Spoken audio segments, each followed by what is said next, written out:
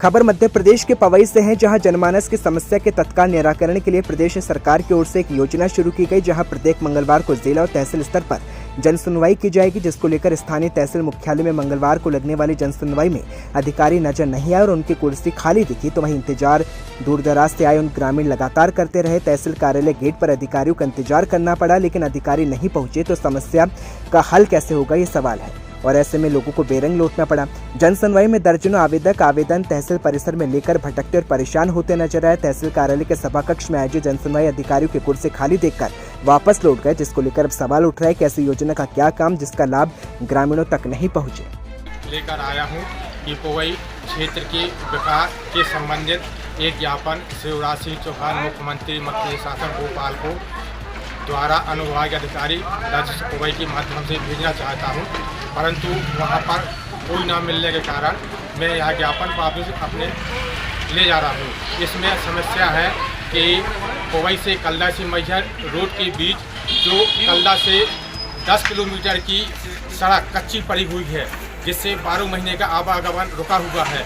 सो PWD मंत्री गोपाल भार्गव जी से निवेदन है कि वो 10 किलोमीटर की सड़क कल्दा से मैहर के बीच की बना दे, जिससे 12 माह मैहर से पवई माँ कलेही माता मंदिर दर्शन करने के श्रद्धालु आ सके। एवं पत्नी नदी के संबंध में भी इसी में पवई क्षेत्र की जीवनदायिनी पत्नी नदी को लेकर कारगर कदम उठाए नहीं गए हैं, जिससे इस नदी के वजूद पर संकट मंडरा रहा है। प्रशासनिक अपेक्षा व अनदेखी के चलते पत्नी नदी पूरी तरह से दूषित है और इसी के कारण जीवनदायिनी नदी अपना अस्तित्व धीरे धीरे खोती जा रही है। माँ कलेही के चरणों में निकल रही पत्नी नदी नगर और क्षेत्र के जीवन का एक आधार है। पन्ना जिले से एकमात्र नदी है जो 12 माह अविरल रूप से प्रभावित होती है, लेकिन प्रशासनिक उदासीनता और लापरवाही के चलते नदी से लगातार रेत की खुदाई की जाती है। नदी किनारे आधे दर्जन से अधिक अवैध ईंट भट्टे लगातार संचालित है, जिस पर लगाम लगने की जरूरत है। इस पवित्र नदी से नगर का गंदा पानी भी आकर पत्नी नदी को दूषित बना रहे हैं। अतिक्रमण के कारण नदी का धार सूख गया है और उल्लेखनीय है कि इस नदी के किनारे कलेही मां मंदिर स्थित है, जहां नवरात्रि पर्व पर मेला भरता है और लाखों श्रद्धालु और भक्त पहुंचते हैं। वहीं 1 माह के लगभग मेला वासियों के द्वारा इसी पत्नी नदी पर जल का उपयोग किया जाता है। नगर व आसपास के दर्जनों गांवों को पीने का पानी के साथ ही अन्य सुविधाएं भी इसी नदी के बदौलत ही मिल पाती है, लेकिन सवाल यह है कि मां कलेही के चरणों में समर्पित इस नदी को आखिर अनदेखा क्यों किया जा रहा है। बता दें, सूखकर नाले के रूप में पूरी तरह ये नदी परिवर्तित हो गई है। पत्नी नदी को बचाने के लिए जो सार्थक और गंभीर प्रयास होने चाहिए वो नहीं किए गए, जिससे इस पावन पवित्र नदी का वजूद संकट में पड़ गया, जिसको लेकर जिम्मेदार प्रशासनिक अधिकारियों की लापरवाही के चलते कोई ध्यान नहीं दिया गया। आगामी भीषण गर्मी अप्रैल मई के दिनों में पानी की समस्या और विकराल रूप धारण कर सकती है, जिसको लेकर प्रशासन की ओर से अब तक कोई कार्य नहीं किया गया है। जो परंपरागत जो जगत जननी मातेश्वरी मां कलेही की धरोहर है, वहां भी इस वक्त नदी को लेकर कई सवाल उठ रहे हैं, क्योंकि इससे नदी पर लाखों श्रद्धालु पहुंचते हैं और ऐसे में धार्मिक जगह पर जब नदी बनी है तो उस नदी को अब तक संजोया नहीं गया है, जिसको लेकर सवाल तो कई हैं। नैनीताल में जिला बार बुधवार को होली के रंगों में सरोपार रहा, जहां प्रताप भैया सभागार में आयोजित होली मिलन समारोह में न्यायाधीश और अधिवक्ताओं ने एक दूसरे को अबीर गुलाल लगाकर होली की शुभकामनाएं दी।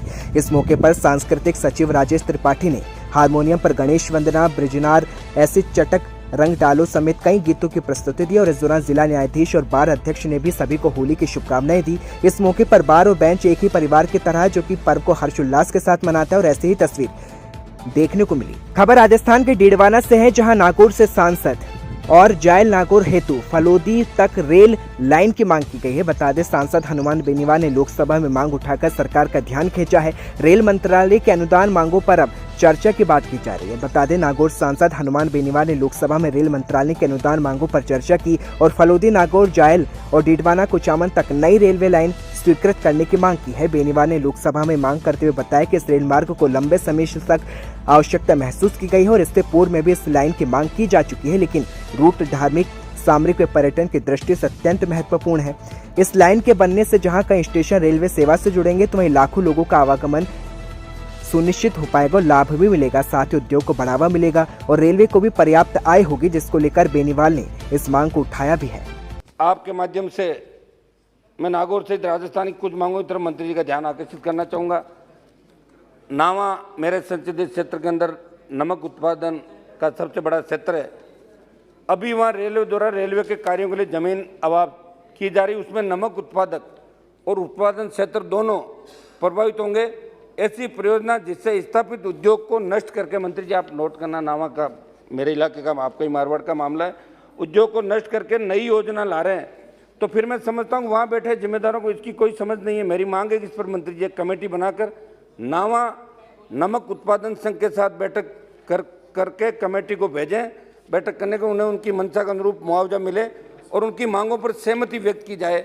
साथ ही झील के क्षेत्र में निर्माण आदि पर एनजीटी की रोक है, उसके बावजूद रेलवे वहाँ किस आधार पर कार्य करेगा। खबर राजस्थान के डीडवाना से है, जहां आगामी होली और डुलंडी शब बारात त्योहार को लेकर लगातार कानून व्यवस्था और शांति व्यवस्था बनाए रखने के साथ ही सांप्रदायिक सौहार्द कायम रखने के उद्देश्य से डीडवाना पुलिस के द्वारा शहर में फ्लैग मार्च किया गया। डीडवाना थाने के उप निरीक्षक राजकुमार बिरला की अगुवाई में इस फ्लैग मार्च को किया गया, जहां पुलिसकर्मी और आरएससी के जवान कदमताल करते नजर आए। डीडवाना पुलिस थाने से प्रारंभ हुआ फ्लैग मार्च शहर के अनेक प्रमुख मार्गों से होता हुआ डीडवाना थाना पहुंचकर समाप्त हुआ। खबर अलीगढ़ से है, जहां अलीगढ़ में होली के पावन पर्व को लेकर शांति से होली का पर्व मनाने की अपील की गई, जहां एसएसपी कलानिधि नेथानी के नेतृत्व में अकराबाद क्षेत्र के पनेठी चौकी इंचार्ज अमित कुमार राणा ने गांव-गांव जाकर होली के पावन पर्व पर शांति व्यवस्था कायम करने के लिए गांव वालों के बीच फ्लैग मार्च निकाला और शांति व्यवस्था के साथ दिशा निर्देश दिए।